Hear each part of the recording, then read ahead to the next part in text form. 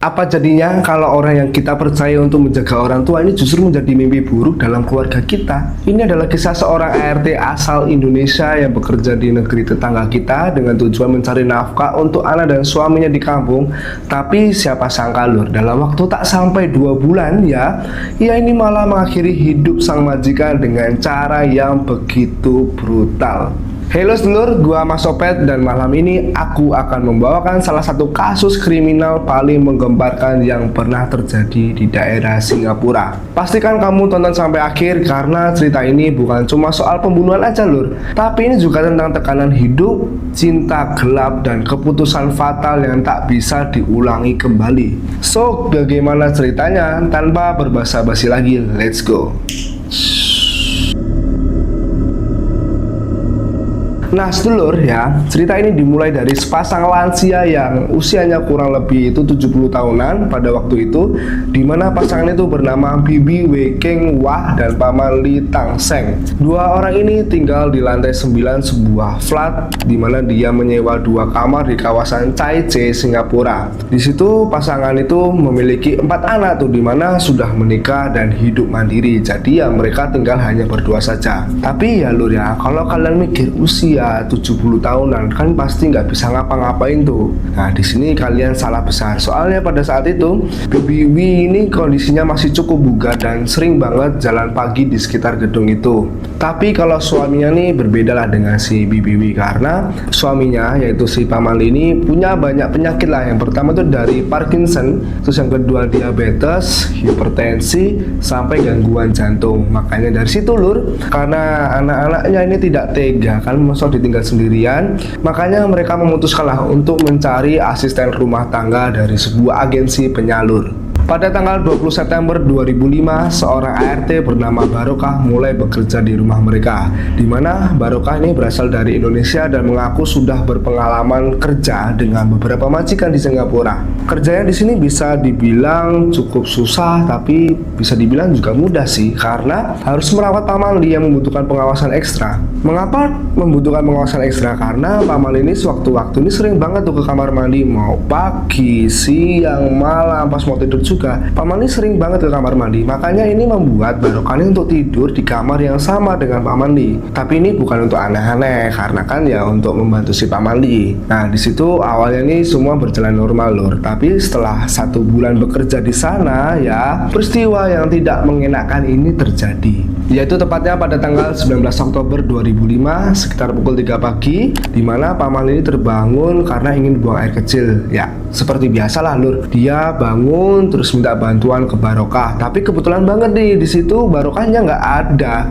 Kayak wah kemana nih si Barokah kok jam segini nggak ada. Alhasil karena Paman ini susah tuh buat jalan, dia manggilin istrinya yang ada di kamar sebelahnya. Pokoknya dipanggil dan ya diantarlah ke kamar mandi. Pokoknya udah beres semua lah di situ. Bibi sebenarnya sedikit jengkel lah sama si Barokah, kayak kemana nih si anak ini jam segini kok nggak ada di kamar. Di situ Bibi mencoba mencari Barokah ke segala penjuru tapi tidak ketemu. Akhirnya di situ karena tidak ketemu dicari kemana-mana, dia menunggu Barokah di kamarnya. Ya singkat cerita lur, Barokah ini muncul. Langsung disitulah terjadi percekcokan yang sangat besar, dimana ini bermula dari Barokah yang pada saat itu membela diri saat ditanya sama Bibi. Nah di situ saat terjadi percekcokan, Paman ini mendengar tuh kayak khawatir kalau nanti tetangganya ini keganggu.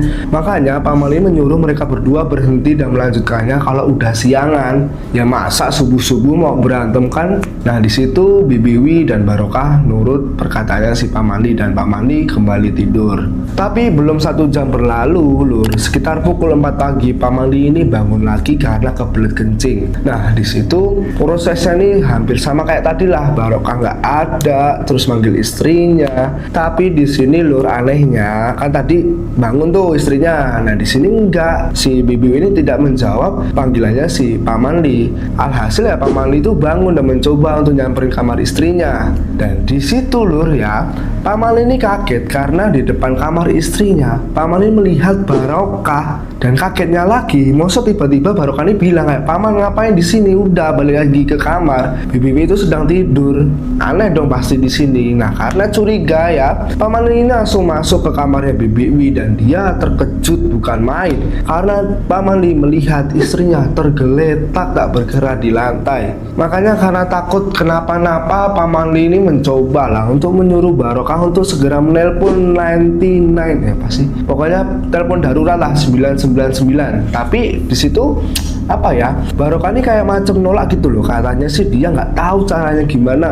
Akhirnya ya karena si Barokah emang tolol, nggak tahu gimana caranya ya, mau nggak mau Paman Lee ini keluar kamar untuk mencari bantuan tetangganya agar istrinya ini bisa diselamatkan. Nah singkat cerita lur, saat Paman Lee ini kembali dengan tetangganya yang hendak menolong istrinya, mereka kaget. Karena apa? Loh, kemana istriku? Tadi di sini loh, padahal kok nggak ada ini. Kemana si Bibi ini? Nah, di situ pertanyaannya, kemana coba? Singkat cerita, pagi itu lur, seorang petugas kebersihan flat ini menemukan sosok wanita tua terkapar di dasar gedung yang penuh dengan darah, di mana jasadnya ini hancur dan wajahnya tak bisa dikenali. Berita ini menjadi geger dan membuat para warga sekitar tuh datang. Di situ mereka mencoba untuk mengidentifikasi dan menerka-nerka sebenarnya siapa sih jasad ini. Akhirnya ya tak berselang lama, ternyata jasad itu adalah seorang wanita parubaya yang berpenghuni di flat lantai 9, di mana ini tak lain dan tak bukan adalah Bibi Wi. Di situ para warga langsung segera melapor pihak kepolisian dan polisi ini segera datang melihat, dan setelah diidentifikasi mereka menduga, wah pasti ini ada yang gak beres ini. Makanya di situ polisi ini mencoba untuk ngeceklah kamar Paman Lee dan Bibi Wi untuk mengetahui sebenarnya apa yang terjadi. Di situ mereka menemukan noda darah di bantal, terus di dinding, lantai, dan kondisi kamarnya pada saat itu tuh memang sangat acak-acakan sekali, kayak macam habis ada pertengkaran. Dan yang membuat semakin curiga, mereka ini melihat troli jendela ini terbuka, di mana bawahnya itu adalah tempat jasadnya Bibi Wi ditemukan. Aneh kan? Makanya di situ ya polisi karena merasa ada yang menjanggal, dia tanyalah ke Paman Lee, sebenarnya apa sih yang terjadi Paman? Di situ Paman mencoba menjawab dan menceritakan apa yang terjadi, dan dia bilang sebelum Bibi ini meninggal, Bibi ini sempet gelut sama pembantunya si Barokah. Makanya dari apa yang dikatakan Paman Lee ini, polisi menduga memang Barokah lah pelakunya. Karena ya nggak ada lagi lur, orang sebelum Paman dikeluarkan istrinya ada di kamar, masa tiba-tiba ada di bawah? Kan nggak mungkin. Dan pas itu juga kan yang ada cuman Barokah, mana mungkin bisa bangun terus bunuh diri. Aneh. Pokoknya ya singkat cerita, polisi ini segera mendatangi Barokah dan menginterogasi dirinya. Di situ ya seperti biasalah. Awalnya nih Barokah di situ menyangkal dan berdalih bahwa dia tidak tahu apa-apa soal kematian majikannya. Namun selama proses itu kok jawabannya berubah-ubah, nggak konsisten. Di situ polisi mencoba menekan lagi, dan alhasil ya Barokah mengakui memang dialah yang melakukan semua ini. Di situ juga lur ya, dia ini menceritakan lah bagaimana proses mengakhiri hidupnya si Bibi Wi pada Pak Polisi. Jadi ceritanya itu jauh sebelum kejadian ini ya nggak jauh banget lah. Pokoknya Barokah ini ternyata mempunyai seorang pacar nih bernama Ali. Jadi Ali ini adalah seorang pria asal Bangladesh yang juga bekerja sebagai buruh imigran di Singapura. Saat itu mereka ini sudah berpacaran selama 2 bulan. Nah terus singkat cerita pokoknya jadi gimana sih, cangkemnya belibet banget. Jadi malam itu pas malam kejadian, sebelumnya kan dia sempat bertemu tuh sama si Ali ini secara diam-diam. Nah di situ dia mengira nih tindakannya ini nggak bakal ketahuan sama majikannya, tapi mungkin apesnya kali ya. Jadi pas balik ke tempatnya Paman Lee dan Bibi Wi pas pukul 3 pagi, Barokah ini terkejut karena tiba-tiba kok ditungguin sama si Bibi Wi. Dan di situ Bibi Wi sangat marah besar dengan si Barokah, kayak nggak biasanya aja loh. Padahal di situ dia menduga pasti wah udah tidur, tapi kok ini tiba-tiba bangun jam segini. Bibi Wi ini ya marah besar seperti yang gue ceritakan tadi, karena ya Barokah pergi lah tanpa izin, dan seharusnya kan dia menjaga Paman Lee ini kok malah pergi pacaran, kan aneh banget loh. Makanya di situ ya pertengkaran pun tak bisa dihindari. Terus di situ si Barokah ini bilang ke Bibi Wi kalau memang nggak suka ya udah balikin aja gua ke agen gengsi, suruh tuh anakmu tuh. Mendengar ucapan seperti itu, Bibi ini malah justru tertantang lah dan semakin murka. Di situ adu mulut, tadian adu mulut ini berubah menjadi adu fisik. Tapi sebelum itu sempat terhenti nih gara-gara Pamali yang memperingatkan untuk melanjutkan besok hari. Namun setelah Pamali ini tertidur, mereka ini melanjutkan percecokannya lagi tuh. Mereka bertengkar hebat dan pokoknya bertengkar hebat di kamar tidur hingga ruangan itu tuh berantakan dan penuh dengan noda darah. Menurut pengakuan Barokah, saat keributan itu, ya, Bibi ini terjatuh dan kepalanya membentur lantai. Dimana saat itu Bibi ini langsung tergeletak dan gak bergerak sama sekali. Barokah yang melihat hal itu bukannya menolong atau gimana, Barokah ini malah justru berpura-pura tidak tahu tuh lur. Dan setelah itu ya dia keluar seperti yang tadi itu kronologinya. Dan ya singkat cerita, Paman ini bangun lagi tuh sekitar jam 4, bangun terus nyamperin Bibi Wi.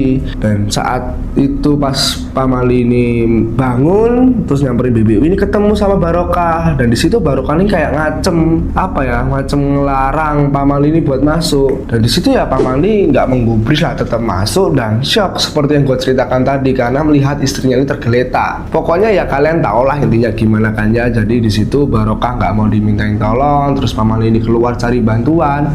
Dan di sini lur, pas saat Pamali ini keluar, barulah Barokah melakukan rencananya. Dia langsung menyeret tubuh Bibi, lalu diangkat, dibawa ke kasur dekat jendela, dimana di situ dia langsung membuka jendelanya, lalu dibuang tubuh itu keluar lewat jendela itu. Dimana ketinggian kamar Bibi ini pada saat itu dengan dasarnya adalah 9 lantai. Bisa kalian bayangin kan bagaimana kondisi tubuhnya pas sudah di bawah? Pasti udah hancur, gepeng, gila memang si Barokah tuh. Nah, setelah pemeriksaan forensik ini keluar, hasilnya itu menunjukkan bahwa Bibi ini ternyata masih hidup ternyata lur. Dan tewasnya itu saat tubuhnya ini dilempar keluar jendela akibat jatuh dari ketinggian. Padahal masih bisa sempat ditolong, tapi ya gitulah Barokah. Makanya setelah kejadian itu Barokah ini ditahan dan didakwa atas pembunuhan tingkat berat. Sudah jelas lah tingkat berat. Tapi dalam persidangan terungkap nih bahwa Barokah tuh mengalami gangguan kejiwaan. Psikiater yang memeriksanya ini menyatakan bahwa Barokah ini menderita yang pertama tuh depresi reaktif berat. Terus yang kedua, si Barokah ini mengalami gangguan kepribadian dependen. Dan yang ketiga, dia mengalami rasa bersalah yang terus menghantui karena masa lalunya. Dari catatan harian Barokah yang ditemukan, mereka ini menyimpulkan bahwa Barokah adalah orang yang sangat problematik. Mengapa hal ini bisa terjadi? Jadi, jauh sebelum kejadian ini, sebelum merantau, dia ini sudah menikah tuh dengan seorang pria yang ada di Indonesia. Jadi dia kondisinya udah menikah ya. Terus dalam rumah tangganya ternyata di situ terjadi semacam percekcokan lah antara suaminya, karena saat itu suaminya ini selingkuh dengan wanita lain. Makanya karena Barokah ini nggak terima, ya Barokah gantian selingkuh. Pokoknya gitu-gitulah, tapi ini nggak sampai cerai. Pokoknya gitulah ribet banget. Terus akhirnya masalah itu tiba-tiba clear, pokoknya selesai semuanya dan kehidupan kembali normal. Tapi di situ mereka menghadapi masalah lagi, yaitu masalah ekonomi, dimana pada saat itu keadaan ekonomi sangat kurang sekali dan di situ dia merasa tertekan. Ya akhirnya ini membuat si Barokah ini mencoba tuh mencari pekerjaan di luar negeri. Ya pokoknya gitulah. Jadi dia ini juga sudah sempat bekerja lah di luar negeri beberapa kali, tapi dia diberhentikan secara paksa. Karena apa? Karena dia ini selalu melanggar peraturan yang ada di sana. Makanya bosnya tuh memecat dia. Dan pokoknya ya terakhir kali ya ini nih kerja di tempatnya Pamali dan Bibi Wi ini.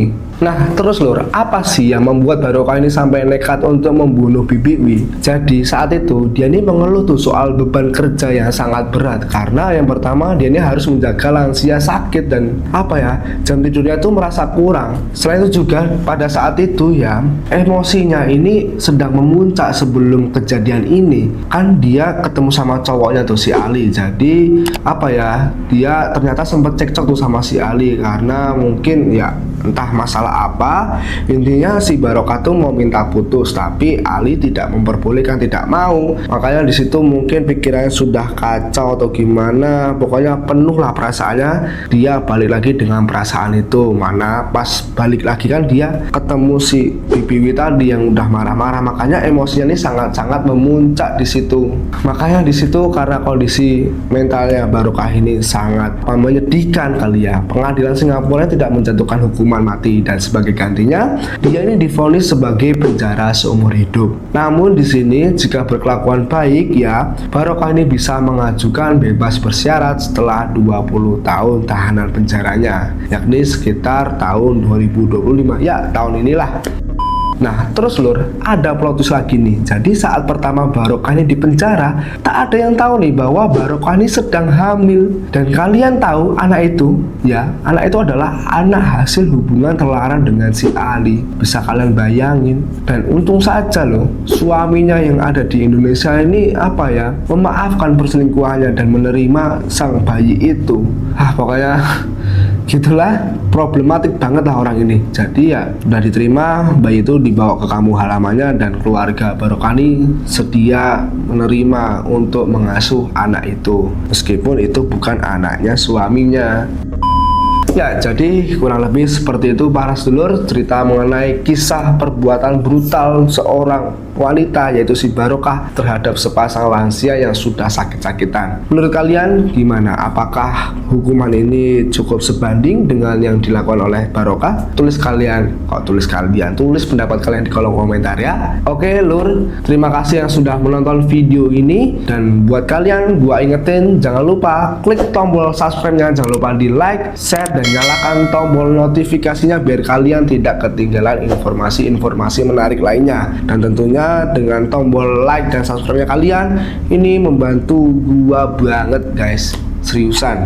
Ya segitu aja ya, cukup. Gua Mas Sopet pamit undur diri dan see you.